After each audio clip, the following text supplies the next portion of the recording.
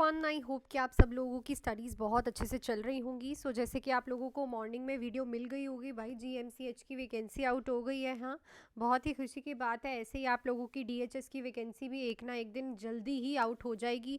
तो अगर आप भी प्रिपरेशन कर रहे हो तो यहाँ पे मैं रेगुलर आप लोगों के लिए 5 बजे एमसीक्यूज़ करवाती हूँ। ठीक है, 210 एमसीक्यूज़ मैं आपको प्रीवियस वीडियोज़ में करवा चुकी हूँ, तो उन क्वेश्चंस को ज़रूर देख लेना। आज हम करेंगे 211। उससे पहले भाई अब सीरियस हो जाओ। जीएमसीएच की वैकेंसी के लिए भी बैचेस अगर आपको ज्वाइन करने हैं, डीएचएस पंजाब, जीएमसीएच एंड बीएफयूएचएस तीनों की तैयारी करवा रही हूँ मैं, जिसमें फुल थ्योरी बैचेस रहेंगे, एमसीक्यूज भी रहेंगे और टेस्ट सीरीज भी रहेंगे। अगर आपको प्रॉपरली क्विकली रिवीजन करनी है तो 3 मंथ्स का बैच ओनली 2299 में। अगर आपको प्रॉपर तीनों एग्जाम्स की रिवीजन करनी है 2499 में 4 मंथ्स का बैच। एंड अगर आपको तीनों एग्जाम्स को अच्छे से डिटेल में पढ़ना है तो 3199। ठीक है, जैसे कि अब जीएमसीएच की वैकेंसी आ गई है तो 3 मंथ्स का ही आपके पास अप्रॉक्सीमेटली टाइम है, तो जीएमसीएच के लिए तो 3 मंथ्स का बैच ही बेस्ट रहेगा, जिसमें आपको प्रॉपरली सब कुछ मैं करवाऊंगी। और आपको पता है जीएमसीएच और डीएचएस पंजाब को जो पैटर्न है बिल्कुल सेम है एंड क्लिक्स बेस्ड क्वेश्चंस डालता है। ठीक है ना, तो 4 मंथ्स एंड 3 मंथ्स के बैच इन दोनों एग्जाम्स की प्रिपरेशन के लिए बेस्ट रहेंगे। बीएफयूएचएस का एग्जाम अभी थोड़ा लेट आएगा, पर अगर आपको ऐसा है कि मुझे तीनों की करनी है तो 6 मंथ्स का बैच इज परफेक्ट। क्लासेस आपको लाइव भी मिलेंगी प्लस रिकॉर्डिंग्स भी मिलेंगी, तो डीले मत करो। आई डोंट थिंक सो अब कोई ऐसा आपके पास एक्सक्यूज़ है या फिर कुछ है कि वैकेंसी नहीं आउट हुई। अब तो एक वैकेंसी भी आ गई, ऐसे ही डीएचएस की आ जानी है, सरप्राइजिंगली ही आएगी और आपको पता भी नहीं चलेगा कब एग्जाम हो जाएगा। चलो अब मैं क्वेश्चन पे चलती हूँ। A patient with the history of a hypertension is admitted with a hypertensive crisis और emergency which finding is expected. ठीक है, एक पेशेंट है, ठीक है, जिसको हाइपरटेंशन है, अभी एडमिट हुआ है हाइपरटेंसिव क्राइसिस के साथ। तो इसमें से क्या फाइंडिंग जो है आपको देखने को मिलेगी पेशेंट में? ऑप्शंस हैं BP 160/90 with headache, BP 210/20 with sign of organ damage, BP 140/80 mm of HG with chest tightness, BP 150/90। तो अगर हाइपरटेंसिव इमरजेंसी हुई है तो इट शोज कि क्राइसिस हुए हैं पेपर पेशेंट को, और हिस्ट्री भी है। तो यहाँ पे जो इमरजेंसी दिखेगी वो तो तभी दिखती है जब बीपी एक्सट्रीमली हाई चला जाता है, और बीपी हाई जाने की वजह से जो ऑर्गन्स है वो डैमेज होना शुरू हो जाता है। ठीक है, एक्सपेक्टेड फाइंडिंग इस हाइपरटेंसिव इमरजेंसी की यही देखने को मिलेंगी। बाकियों में भी हाइपरटेंशन है, बट वो इमरजेंसी वाला हाइपरटेंशन नहीं है, वो आप टैबलेट दे के फ्लूइड चला के पेशेंट को ठीक कर सकते हो, but it is not emergency. Emergency तब होगी जब ऑर्गन्स डैमेज होंगे। क्लियर? नेक्स्ट है the nurse is caring for a patient with tracheostomy which nursing action help prevent infection. Tracheostomy की केयर कर रही है एक नर्स, कौन सा नर्सिंग एक्शन प्रिवेंट करेगा इन्फेक्शन को? Use sterile gloves for suctioning, clean the inner cannula once week, suction only once per shift, use tap water to clean around the stoma. यहाँ पे प्रिवेंट सबसे पहले तो ये है कि अगर आप क्लीन भी कर रहे हो ना, ट्रिक्योस्टमी की केयर भी कर रहे हो, तो स्टेराइल ग्लव्स से ही सक्शनिंग करो, क्योंकि जब हम सक्शनिंग करते हैं ना तो थ्रू द पाइप भी इन्फेक्शन जा सकता है, और उस पाइप को आपने किसके साथ पकड़ा है? आपके हैंड्स के साथ, और उन हैंड्स पे अगर आपके ग्लव्स स्टेराइल नहीं होंगे तो इन्फेक्शन ईजिली ट्रेवल करेगा। ठीक है ना, यहाँ पे सबसे अच्छा मेथड है, एक्शन है, स्टेराइल ग्लव्स यूज करो। नेक्स्ट है patient with Edison disease is experiencing nausea, confusion and hypotension, what is the nurse immediate action?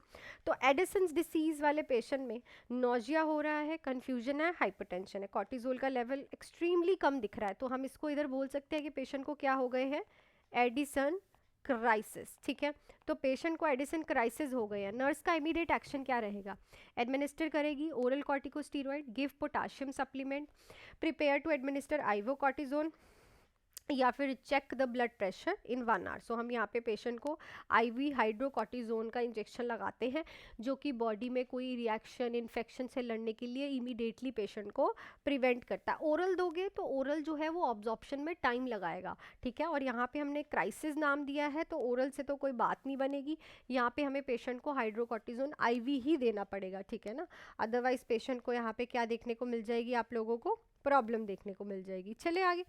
Next है आप लोगों का, nurse is caring for a patient post thyroidectomy which assessment finding is correct. ठीक है, post थायरोइडेक्टमी आप patient की care कर रहे हो, थायराइड ग्लैंड को रिमूव किया है आपने, क्या असेसमेंट फाइंडिंग जो है इसमें से कंसर्निंग है?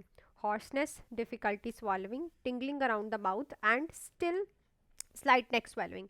थायराइड जब हम रिमूव करते हैं तो देयर इज़ अ चांसेस कि वहाँ से हमारे पैराथायराइड हार्मोन्स भी जो हैं वो रिमूव हो जाएं, तो जब पैराथायराइड हार्मोन रिमूव होते हैं तो कैल्शियम लेवल्स जो हैं ब्लड में वो गिर जाते हैं, ठीक है। तो जिनकी वजह से स्पाज्म हमें देखने को मिलता है, सबसे पहले माउथ में टिंगलिंग फील होती है पेशेंट को, क्लियर। सो ये कंसर्निंग फाइंडिंग होगी क्योंकि थायराइडेक्टमी के साथ साथ पैराथायराइड हार्मोन्स का रिमूवल भी ये बताएगी। नेक्स्ट है, the nurse is assessing a patient with the Guillain Barre syndrome which finding is most urgent.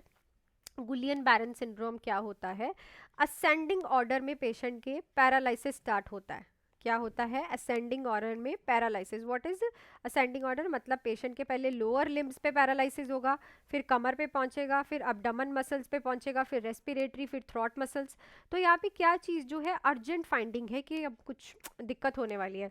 Inability to move leg, numbness in the toes, shallow respiration, double vision. तो अगर patient shallow respiration कर रहा है, it means कि जो ये ascending paralysis थी ये रेस्पिरेटरी मसल्स तक पहुंच गई है और रेस्पिरेटरी मसल्स को पागल कर देगी, खराब कर देगी। तो इसलिए ये अर्जेंट फाइंडिंग है, यहाँ पे हमें पेशेंट के आर्टिफिशियल एयरवे का इंतजाम करना पड़ेगा।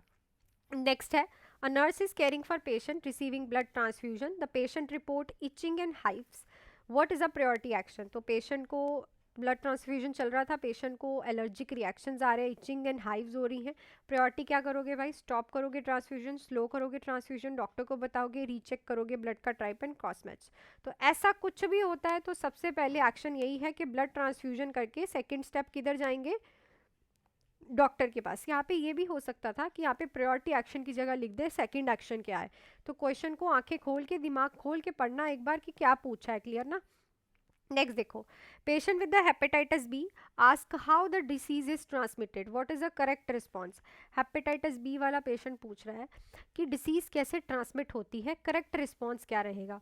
Through contaminated water, by eating uncooked meat, through blood and body fluid from airborne droplets. तो हेपेटाइटिस बी जो है, ठीक है ना, ये जो है ट्रांसमिशन होता है through the semen, through the unprotected sex अगर कोई करता है, ठीक है, प्लस ब्लड के कांटेक्ट में आना, ठीक है, ड्रग नीडल का एक्सचेंज करना, ठीक है। So through the body fluids के साथ हेपेटाइटिस बी जो है वो ट्रांसमिट होता है from one person to the another person. So next है, a nurse is prepare to administer digoxin which finding would cause the nurse to withhold the medication. Digoxin चल रही है, पेशेंट को एडमिनिस्टर करने जा रहे हो, सॉरी प्रिपेयर कर रहे हो, इसमें से क्या चीज़ बोल देगी आपको कि मेडिसिन को रोक लो, अभी मत लगाओ? एपिकल पल्स 90 है, सीरम पोटाशियम 4.5 है, पेशेंट को visual halos around the patient, respiratory rate 20 है। डिजॉक्सिन क्या है? It is a cardiac glycoside, ठीक है। ये क्या करती है? मायोकार्डियल कॉन्ट्रैक्टेबिलिटी को इंक्रीज करवाती है। मायोकार्डियल कॉन्ट्रैक्टेबिलिटी मतलब हार्ट जो हमारा धड़क नहीं रहा था ना, मायोकार्डियल मसल कौन सी है? कार्डियक मसल की वजह से उसकी कॉन्ट्रैक्टेबिलिटी, उसको धड़काने में हेल्प करेगी ये। तो ये क्या कॉज करती है? ब्रेडिकार्डिया कॉज करती है। तो हम ब्रेडिकार्डिया वाले पेशेंट को ये नहीं देते, टेकिकार्डिया को दे सकते हैं क्योंकि जब आप ये दोगे तो ऑब्वियसली पल्स जो है नीचे आएगी, ठीक है। या सीरम पोटाशियम भी नॉर्मल दिख रहा है और ब्रेथ भी नॉर्मल दिख रही है, पर ये visual halos reported by the patient ये टॉक्सिसिटी की तरफ इशारा कर रहे हैं पेशेंट के। तो अगर टॉक्सिसिटी साइंस दिख रहे हैं तो ऑब्वियसली आप पेशेंट को फर्दर मेडिसिन नहीं दोगे। नेक्स्ट है, पेशेंट है डायबिटिक कीटो एसिडोसिस का, रिसीव कर रहा है आईवी इंसुलिन, प्रायोरिटी लैब में क्या मॉनिटर करोगे? Blood urea nitrogen, potassium, sodium, calcium. तो ध्यान रखना, इंसुलिन का काम क्या होता है कि ये पोटाशियम को सेल के अंदर डाल देती है, ठीक है ना, इनसाइड द सेल कर देती है।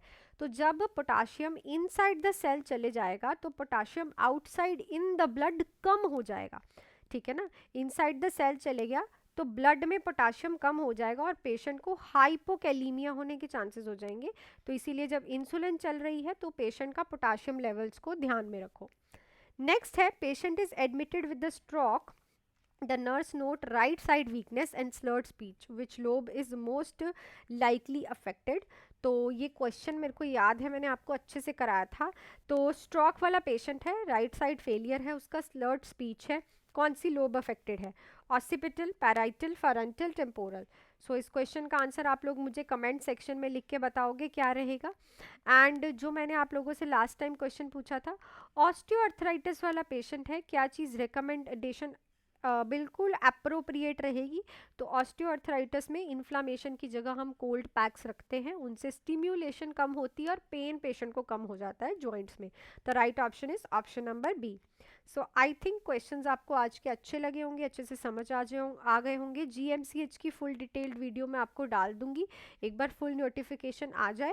एंड बैचेस के लिए भाई डीएचएस पंजाब की वैकेंसी, जीएमसीएच की तो आउट हो गई, एंड बीएफयूएचएस की नंबर आपके पास है। फुल थ्योरी बेसिक से batch, MCQs and test series सब कुछ इंक्लूडेड रहेगा। अगर आपको ये है कि डीएचएस पंजाब एंड जीएमसीएच के लिए हमें क्विक रिवीजन करनी है तो 3 मंथ्स का batch is a perfect batch. Clear. And अगर आपको ये है कि मुझे 3 मंथ्स में क्विक रिवीजन नहीं होगी तो 4 मंथ्स का बैच भी डीएचएस पंजाब एंड जीएमसीएच दोनों के लिए, क्योंकि दोनों का पैटर्न सेम है, एनक्लेक्स बेस्ड क्वेश्चन आते हैं, ठीक है। और 6 मंथ्स का बैच इन तीनों एग्जाम्स के लिए आप ज्वाइन कर सकते हो इस नंबर पे मेरे से कॉल पे या फिर मैसेज पे बात करके। सो मिलती हूँ आप लोगों को नेक्स्ट वीडियो में। Till then do hard work, make your parents proud and all the best.